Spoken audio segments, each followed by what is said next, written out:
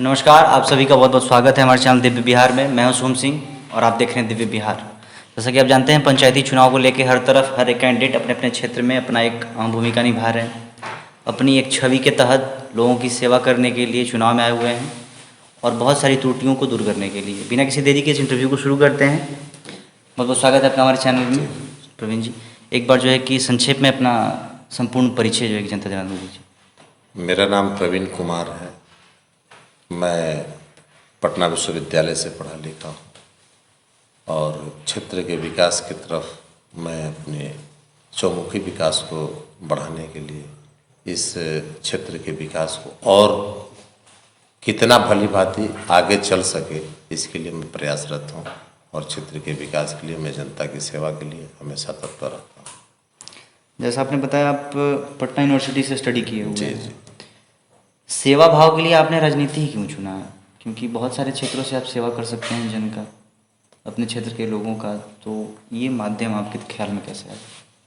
ये कुछ ख्यालात ऐसे होते हैं जो बचपन से होते हैं। जी। तो मेरे पिता भी इस क्षेत्र से ही जिला पार्षद रहे और जहाँ आप बैठे हुए हैं यहाँ गर्मी के दिनों में लोग आया करते थे और न रोड था, न पुल था, न स्कूल था। तो मेरे पिता के द्वारा ही इस चीज़ों का विकास किया गया, निर्माण हुआ। जी जी जी। और हर कोई विकास के नाम से उनको जानता है, तो उसको आगे बढ़ाने के लिए मैं सोचता हूँ कि उस पर और चहुओर विकास हो, इसलिए मैं उस चीज़ के मतलब उनके द्वारा जो भी कार्य किए गए हैं और मैं उस चीज़ों में और जो है कि बढ़ोतरी आप चाहते हैं। जी जी जी। राजनीति के माध्यम से। जी जी। जैसा आप प्रचार प्रसार कर रहे होंगे तो बहुत सारे क्षेत्रों में आपको जो है कि त्रुटियां देखने को मिल रही होंगी और बहुत सारे जगहों पे काम भी हुआ होगा सिटिंग कैंडिडेट के द्वारा। वैसे कुछ त्रुटियों को आप जो है कि लोगों के समक्ष रखिए जिनको देख के आपको लगे कि नहीं ये गंभीर है क्षेत्र की जनता के लिए, और इसको आप सत्ता में आने के बाद जो है सॉर्ट आउट करेंगे। ऐसी कुछ बात है इस क्षेत्र में, जैसे हॉस्पिटल, कुछ स्कूल, कुछ प्लेग्राउंड और बुनियादी चीज़ें जो कि कुछ बेसिक स्ट्रक्चर जो है वह बहुत कुछ जहाँ पहुँचना चाहिए नहीं पहुँच चुका है। इन चीज़ों को मैं वहाँ तक ले जाना चाहता हूँ जहाँ ये नहीं पहुँचा है जो अभी तक। जी जी। वैसे कुछ क्षेत्रों के नाम लेना चाहेंगे जहाँ पे ये बेसिक चीज़ें अभी तक नहीं हुई अभी आपके क्षेत्र में? मेरे ही क्षेत्र में, जैसे इस सबसे क्षेत्र है पूर्व के साइड में, जैसे शीतलपुरा है, बिंदपुरवा है। क्या कमी आपको वहाँ पे दिखी है? कुछ संक्षेप में बताएं। वहाँ अभी तक तो जाने के लिए रोड नहीं है। यहाँ शीतलपुर, ये बिंदपुरवा तो रोड बन चुका है जी। और यहाँ हॉस्पिटल ये सब की ज़रूरत है। मतलब अभी तक वहाँ पे पक्की सड़क भी नहीं पहुँची? पक्की सड़क है लेकिन वहाँ नहीं है। शीतलपुरा एक ऐसा गांव वंचित है जहाँ अभी तक नहीं पहुँच चुका है। ये सारी सुविधाएं नहीं? जी जी जी। कुछ ऐसे टोले हैं जो नहीं पहुँच चुका है वहाँ पर। बाकी और जो कार्य हुआ है? जी जी। अच्छा। और जैसे हमें नहीं पता आप किस जाति से बिलोंग करते हैं, लेकिन बिहार वासियों के लिए कह लीजिए तो जात पात बहुत बड़ा विषय है। जी जी। तो आपकी राजनीति में, आपके जनसंपर्क में, प्रचार प्रसार में जात पात का क्या महत्व है? मैं जमात की बात करता हूँ, जाति की बात नहीं। लेकिन कहीं ना कहीं तो ये चीज़ें देखने में आपको मिलती होंगी क्षेत्र में। ये अंदर एक फील करने की चीज़ है कि मैं इस जाति से हूँ, लेकिन जिस चीज़ के लिए हम लड़ रहे हैं, जिस परिवर्तन की बात कर रहे हैं, वह जमात की चीज़ है और मैं उसमें ही विश्वास करता हूँ। जात पात से कोई मैटर नहीं। जी। और जैसे आप चुनाव में, जब आप प्री प्लानिंग कर रहे होंगे चुनाव में आने का, खड़ा होने का, तो आप जो भी रणनीति बनाए होंगे कि मैं इन मुद्दों को लेके जो है कि चुनाव में खड़ा हूँगा, अपने लोगों के बीच ये सारी बातें रखूँगा, जिनमें पॉइंट भी होगी कई तरह। तो कुछ वैसी बातों को जनता के समझ रखें जिन आप अपने प्लानिंग के तहत क्षेत्र में आए हुए हैं चुनाव लड़ने। फर्स्ट ऑफ ऑल, जो राजनीति को व्यापार बना दिए आज के लोग। अच्छा, यहाँ पे मैं आपको थोड़ा सा टोकना चाहूँगा। राजनीति में व्यापार का तात्पर्य? और राजनीति में व्यापार का मतलब है राजनीति को एक फैशन के तौर पर कि आप जीत गए और उसका कोई वैल्यू माने मतलब उस आप उस बिजनेस- जनता का कोई वैल्यू मतलब ना। आप बिजनेस के तौर पे इसको रिलेटेबल करना चाहते जी हैं? जी जी जी। अच्छा। तो हम उन चीज़ों का भारी विरोध करते हैं और इसमें एक सामाजिकता और एक संत की भांति समाज के विकास में जो उन्मुख है उसकी बात करता हूँ। उसी की बात करता हूँ जो चुनाव जीते, कि जो समाज की सेवा करता हो, उसके लिए तत्पर रहता हो, लूटपाट की बात नहीं करता। मतलब धंधे वाला नहीं, समाज सेवा वाला। धंधे वाले की बात नहीं, जैसे ना, मेरा राजनीति। बिजनेसमैन से रिलेटेबल था, धंधे वाला। नो नो नो, जैसे राजनीति में आकर के उसको एक फैशन के तौर पर राजनीति को कमाने का एक साधन मान ले, अच्छा, उसकी मैं घोर विरोध करता उसको एक जरिया लोग मान ले रहे हैं हूँ। जो है जी जी कि जी पैसे आने का। जी जी जी। जैसा आप कोई लोभन प्रलोभन प्रचार प्रसार में दिख रहा है किसी भी चीज़ की, लोगों के द्वारा या फिर किसी नेता, ऐसा कुछ अब देते होंगे लोग, मैं नहीं जानता। ऐसे क्षेत्र में कोई बात है ऐसी तो कोई बात अभी तो आपके समक्ष? मेरे समक्ष तो ऐसी बात है अभी तक नहीं है।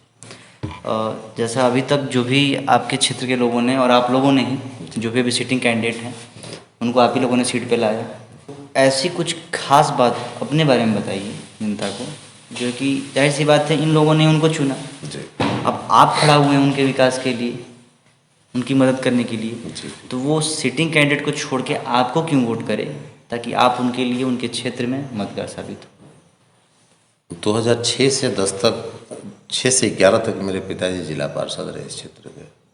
और मैंने आपको पहले ही बताया कि जिस जगह पर आप बैठे हुए हैं, जिस क्षेत्र में, वहाँ गर्मी के दिन में लोग आया करते थे, बरसात में जब लू चलता जी था। लू चलती। तो आज का दौर जो है, आप कार से आते हैं और उसकी बात करते हैं कि पार्षद जी ने ये बनवाया, और मेरे पिताजी के बाद इस क्षेत्र में ऐसा कुछ भी नहीं रहा जो बाद के पार्षद जी ने किया। तो लोग याद भी करते 2011 के बाद विकास का कार्य नहीं हुआ, आप ये कहना चाहते हैं? जी जी, एक भी नहीं। तो कोई किसी भी गांव में जाने पे जैसे लोग नहीं बात करते। आप जैसे एकाएक तो ये हो नहीं सकता कि आप एकाएक जो है कि आए और जो कि चुनाव में खड़े हो गए, इसके लिए काफ़ी लंबे टाइम से आप एक प्री प्लान कर रहे होंगे। जी जी। जो भी आप त्रुटियां देखें, तो जो भी सिटिंग कैंडिडेट होंगे उनसे आप इस चीज़ को पुक आउट नहीं किए कि नहीं भाई साहब ये जो है कि ऐसे करना चाहिए, चाहे मेरे क्षेत्र के विकास के लिए ऐसी सारी चीज़ें? क्षेत्र के लोगों ने बार बार डिमांड किया कि ऐसा होना चाहिए, वैसे होना चाहिए, लेकिन उनके रुख इसमें काम नहीं किए। मतलब जो उन्होंने इसमें आकर के वैसा कुछ भी नहीं किया जो जनता को कुछ चाहिए, रोड चाहिए, स्कूल चाहिए, पुल चाहिए, नाला चाहिए, रोड चाहिए, उन्होंने कुछ भी विकास नहीं किया। ये पूरा क्षेत्र जग जाएगा, इस बात को करता है। आप अपने व्यक्तित्व के हिसाब से उनके समक्ष गए कभी इस चीज़ को लेके, लोगों की समस्याओं को लेके? हो सकता है आप अगर गए तो वो सुन लेते, ऐसा हो कुछ- सकता है। ऐसा कुछ हम पॉसिबिलिटी के साथ कह रहे हैं, ना कि 100% प्रोबेबली, लेकिन है ना, मान लीजिए अगर आप गए होते तो। अगर अब 1000 आदमी, आपको क्षेत्र में 50,000 की संख्या है, 1000 आदमी उस क्षेत्र के लोग जाते हैं जिन्होंने आपको जिताया हो, और उस पर आपने ध्यान नहीं दिया, तो फिर हमारा जाना वहाँ उचित नहीं लगा, अच्छा, तो हम वहाँ नहीं जाने का काम। जैसे क्षेत्र में आपने बताया बहुत सारी त्रुटियां हैं, और जनसंपर्क करने के दौरान आपको कोई कॉमन समस्या दिख रहा होगा। जैसे हमारे ये 5-6 पंचायत हैं, तो 2-3 पंचायतों का एक कॉमन समस्या होता है, उन समस्याओं के बारे में कुछ बताएं, और उनको जड़ से कैसे ख़त्म किया जाए, कि आप अगर सत्ता में आते हैं तो क्षेत्रवासियों के लिए वो कैसे आप करेंगे? जैसे कॉमन समस्या है कि स्कूल की समस्या है, रोड की समस्या है। जैसे रोड से कनेक्ट रोड है, जिससे कि जो सघन एरिया है उसको आप स्प्रेड कर सकते हैं, उसको थोड़ा सा फैला करके बना सकते हैं। तो जब तक रोड की व्यवस्था ना हो तब तक तो उसकी बात आप सोच भी नहीं सकते। तो वह जो है आज तक नहीं हो पाया, तो उसकी मैं सड़क बनी है वहाँ तक, इसके बाद? जैसा जी, सड़क तो बनी है, वो मेरे पिताजी के द्वारा बनी। अच्छा, वो 2011 के? 2011 के पहले का। अच्छा, 2011 से 2021 तक की बात मैं करता हूँ, कुछ भी नहीं। जो भी समस्याएं हैं जैसे आपने बताया स्कूल की हैं, तो सिर्फ स्कूल और सड़क के ही विषय में आपको समस्याएं दिखी और किसी क्षेत्र में? स्कूल, सड़क और स्वास्थ्य आप बता रहे थे। स्वास्थ्य के बारे में तो छोड़िए, स्वास्थ्य तो है ही, ये तो 3 अहम चीज़ है। लोगों में जो विवाद का कारण है, मैं हर गांव में जाता हूँ तो मुझे समझौता कराने के नाम से जाना जाता है। मैं लोगों की सेवा में हमेशा समर्पित रहता हूँ। समझौता जैसे किस प्रकार? मतलब जब कोई झगड़ा कर लिया तो पारिवारिक नहीं, गांव में अपने आपस अच्छा, में आपसी लोग मतभेद के तहत। अच्छा, जी। और वैसे वैसे बड़ी बड़ी समस्या का मैंने समाधान कराया और हमेशा कराता रहता। अब तो ये चुनावी वर्ष है। जैसे आपके क्षेत्र की जनता सुन रही हो, उनमें से कुछ युवा वर्ग भी होगा। जी जी। आप उनके लिए क्या कुछ नया? युवाओं के लिए प्लेग्राउंड, व्यायामशाला और स्कूल से लेकर के कॉलेज तक की व्यवस्था कराना, ये हमारा अहम सोच है कि मैं ऐसी व्यवस्था करूं जो लोगों में एक चरित्र का निर्माण हो।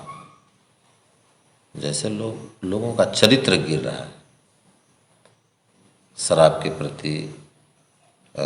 आप कैरेक्टर के मतलब शराब ही नहीं होता है, अपने माँ बाप के ऊपर भी ध्यान देना, परिवार के ऊपर भी रेस्पेक्ट रखना, समाज के ऊपर भी रेस्पेक्ट रखना। आपका एक बेसिक व्यवहार जो होता है जी, एक व्यवहार होता है। व्यवहार उस व्यवहार को समाज के सामने रखना कि वह दूसरे को भी अच्छा लगे, मैं इस पर ज़्यादा जोर देने का काम करता हूँ युवाओं को। जी, युवाओं। हालांकि जैसे आपने बहुत सरलता के साथ जवाब दे दिया, जात पात से आपको दूर दूर तक कोई वास्ता नहीं है। बहुत सारे चुनाव में देखने को भी मिलता है और सुनते भी हैं कि पैसा रुपया का बहुत प्रलोभन दिया जाता है, इस तरह का जो है कि एक लालच वाली बात। जी। आपको अपने क्षेत्र में ऐसी कुछ चीज़ें देखने को मिल रही हैं या फिर लोगों का डिमांड आपके प्रति कुछ ऐसा कुछ भी नहीं। हम लोगों ने विकास किया है और भी उस विकास के नाम पर हम लोग अपना वोट मांग रहे हैं। लोगों के बीच हार के भी जाते हैं और जीत के भी जाते हैं, तो हम लोग मतलब लोगों के कभी छोड़ा नहीं। लोगों के बीच उन्होंने भी मुझे नहीं छोड़ा। मतलब हारे या जीते लेकिन लोगों के बीच जाना नहीं छूटेगा। जी, नहीं छूटा। मेरा आखिरी सवाल रहेगा आपसे, जैसे आपने बताया आपके पिताजी के बाद विकास का कार्य नहीं हुआ। जी जी। आपका जो है राजनीतिक सफ़र हुआ होगा ना, कहीं से एक पॉइंट आउट होता है किसी भी क्षेत्र में उभरने का? पटना विश्वविद्यालय से। तो वहीं से ये जो है कि सफ़र, पटना उसके बारे में कुछ बताइए विश्वविद्यालय से। संक्षेप में। पटना विश्वविद्यालय से ही राजनीति की शुरुआत हुई और वहाँ हम लोग जैसे कैरेक्टर के ऊपर जैसे कोई झगड़ा ना करे, कॉलेज में पटना विश्वविद्यालय के लॉ कॉलेज में पढ़ा, LLB किया, MA किया, LLB किया। तो उस समय भी हम लोगों को एक सफल विद्यार्थी के रूप में VC और प्रिंसिपल भी देखा करते थे। और वहीं चरित्र हम सोचते हैं कि जीवन के आखिरी दम तक रहे, इसका निर्माण हो। और क्षेत्र में भी जो है कि उसी चरित्र के तहत, उसी चरित्र का निर्माण करने का मैं प्रयास करता हूँ और करूँगा। चलिए, हालांकि अंत में कुछ अपील करना चाहेंगे अपने जनता जनार्दन से? जनता से अपील करना चाहूँगा कि हम क्षेत्र के विकास के प्रति ऐसे समर्पित व्यक्ति हैं जो आपकी सेवा में 24 घंटे तत्पर रहता हूँ और आपकी सेवा के लिए हमेशा तत्पर रहने का काम करूँगा। ये आपसे रिक्वेस्ट, चाहे मौसम कैसा भी, उससे कोई मतलब डिपेंड नहीं करता। चलिए, इस इंटरव्यू को यहीं पे समाप्त करते हैं। ऐसे इंटरव्यूज़ और न्यूज़ से भरी वीडियो देखने के लिए दिव्य बिहार को सब्सक्राइब कर लीजिए। बाकी आपको इनके व्यक्तित्व के बारे में, बिहेवियर के बारे में, जैसे इन्होंने बताया बेसिक बिहेवियर, तो आपकी क्या राय है वो कमेंट बॉक्स में जरूर कमेंट करें। फिर मिलते हैं किसी नए इंटरव्यू में, तब तक के लिए जय हिंद, जय भारत। आपका बहुत बहुत धन्यवाद हमारे साथ जुड़ने के लिए प्रवीण जी।